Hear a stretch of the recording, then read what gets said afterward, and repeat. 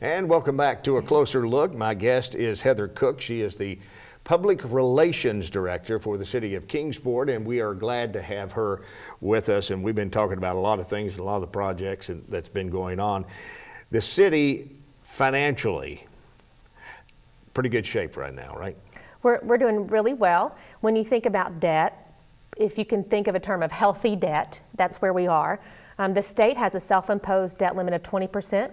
The city has its own self-imposed limit of 10%, and we're operating around 6.5%. So we're taking really good care of the debt that we have, and with that, our bond ratings are really strong, and we have great outlooks, and I think that we're moving in the right direction.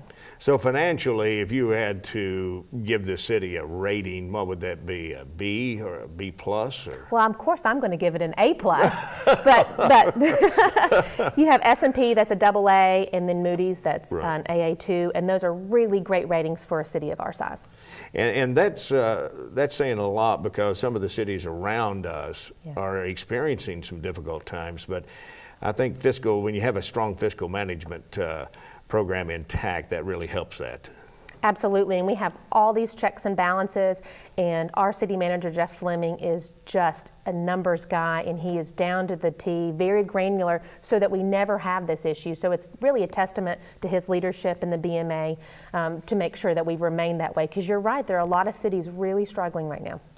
And this gives the opportunity for Kingsport in the event that expansions and things come up, they have the ability to get those bonds or loans or whatever that was. Absolutely, and that's where it puts us in a good position to be proactive, because if you are always trying to catch up, you can't really seek those new opportunities. So not only are we taking care of what we have, we now have the opportunity to look forward and invest in the future.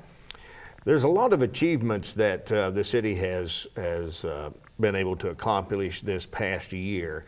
And one of those is the water plant. Yes, you know, ever since Flint, Michigan, we're always worried about water, and we're so scared about water, and that's where we can just celebrate. We do a great job at cleaning our water, maintaining our water, having water as a source all the time. If you think about it, you can go without power for a little while, and you can go without food for a little bit, but it's really hard to go any amount of time without water. That's right. And so we're very proud of our water department for winning these national awards year after year. And then you've got a police department and a fire department that are both accredited, and both have just recently come through that reaccreditation process. They both just did, and so many times that's Kingsport, they just expect that, of course, we're accredited. And that's really not the case. Most cities would love to have one department accredited, and we have both. So it's a testament to our safety, which leads to one of the reasons we're one of 19 cities in America that's a national safe community. And we were talking about a safe community, and we being the first and only in Tennessee. So that's quite an achievement. It's another testament to our fire department and our police department, but it's also a testament to our community, our health organizations, our corporations, and all of the entities, even Sullivan County, that come together in time of crisis or in need. And we're in just a recent example with the Eastman explosion. Just instantly there, offering our services, 100% collaboration, and I think that we should be proud of our city services and how quick they come to the rescue. And the great thing is, even after it's all said and done, these groups are going to come together and they're going to talk about this to even make it even more safe. Absolutely. And you don't find that too often with a city and a big corporation like that sitting down at the table and saying, let me get some of your ideas and I'll share some of mine. Absolutely, and so again, we're very thankful, and we talk all the time about the Kingsport spirit, and it's hard to define what that is, and I think that's an example of what it is coming together. Absolutely, and beautification. I guess I'm a little biased, but I think we have a very attractive city, and I think it attracts visitors from everywhere. Sure, and you think about whether it's a job interview or your first day on the job, you want to make a good first impression because those are lasting, and it's really hard to overcome if you did not make a good first impression. And that's what we want to do when we welcome our visitors or when our citizens get up and do whatever they do in the day in Kingsport. So I think first impressions really matter, and we've made a concerted effort to be to be pretty. As far as tourism go, does the city advertise, for example, outside of our area to try to bring in tourists to see what we have, the nice lakes, the nice views and everything else? Sure. So the city primarily focuses on citizens and delivering city services and information related to that. Visit Kingsport, so the Kingsport Convention and Visitors Bureau, they're the ones who really are going outside the area to recruit people to come in. Now, infrastructure, a lot has been talked about that forever. Because of the recent gas tax that we just implemented to work on infrastructure. The city has to maintain roads and that sort of thing, and right now paving is a big thing right now within the city. So it's interesting when people are mad at something about the city, that is the default thing. I am mad about this, you should be paving my roads. I'm mad about this, you should be paving my roads. And that's what everyone seems to come back to. It is the default thing we're doing wrong. Right. And I really feel like in this year we've had an opportunity to 100% fix that. So with the AEP franchise fee, we now have a cash source fully funded to where we can now start going out and paving roads. And since then, we've done a sensor drove on every road in the city of Kingsport. Wow. And it's a data-driven process, so we now know the condition of every road in the city of Kingsport. And in time, it's very well thought out and methodical of how we're going to start paving the roads. We'll start with those that are used the most to those that are in the worst condition. And over the course of probably the next 15 to 20 years, we will be where you should be to have a sustainable paving program. And a lot of people don't realize, but it takes a lot to keep everything up, because when you get through with one project, something else is Absolutely. Obviously you've got to go after. Yep, and we love to tell people about our potholes. So And I'm sure they tell you about it every time they hit love one. potholes, but you know what? We actually have a robot now that can fill, like the person doesn't even have to get out of the car. Wow. It's a robot arm, fills a pothole. So we have an app called YourGov.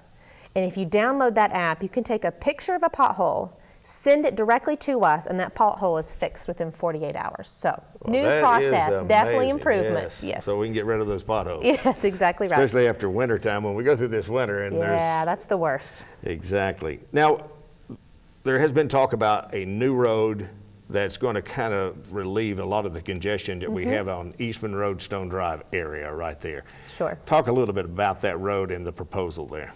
Sure. So it really started out about the concentration of traffic. And if you've sat at that red light at Eastman Road, you see the billboard. It's a great place for a billboard because you see it as you sit at that red light. But there's just so much congestion in that area.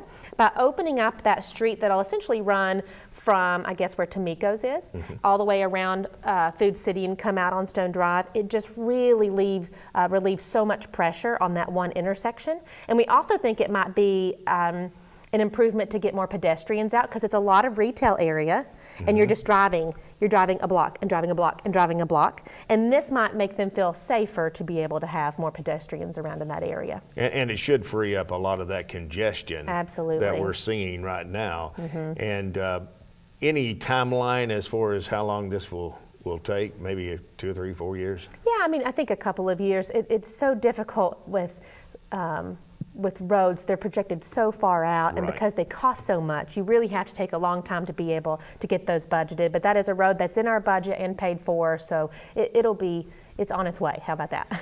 And Kingsport is very proud of the school system and what has been able to be achieved through that. And one is U.S. News and World Report's named Dobyns-Bennett High School on its best high school list. Yeah. That's got to be a great thing. I'm always hesitant to speak for Andy True because he is the master of isn't he, though? information. He knows every statistic and he's great at sharing it. And one of Right. the reasons that the schools are so strong in the promotions area and letting people know what's great. But as a parent of a child in the school system and as a spouse of a husband in the school system, we see a lot more than just what's in the paper or what's out. So I would say they've got it all covered. I feel great as a parent. I feel great for my husband who works there. And it is the #1 recruiting tool for Kingsport, hands down. Absolutely. And being able, I know I received somebody stopped me the other day it was like, is that a high school with that stadium? And I was like, yeah, it really is. Yes, it is. Because a lot of people don't realize that there's a lot of money that goes into the school system, but there is that benefit that you get from having it. Absolutely. Anything else that you would like to talk about concerning the year end for the city of Kingsport? Just that we're proud. We're very proud of the citizens in our community for coming together for this centennial year. People are joking with me like, gosh, aren't you glad it's over? And I'm like, no, I really feel like it's going to be like a kid that goes off to college, and I'm going to be mourning the fact that we're in our 101st year, Right. not our 100th year. And I hope people understand how important it was and how special it was to be here during this year, because more than likely we're not going to be around for the bicentennial. So I think people have really stepped up and made Kingsport proud. In about 60 seconds, can you tell me what we're going to look forward to in 2018?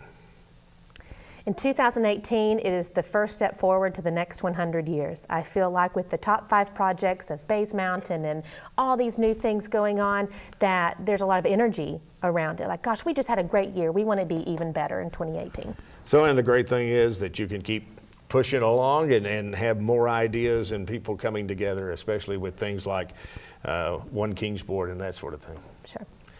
I do appreciate you being here, Heather Cook, my guest here, on a closer look talking about the year-end events that have taken place during 2017. Thank you so much for being here.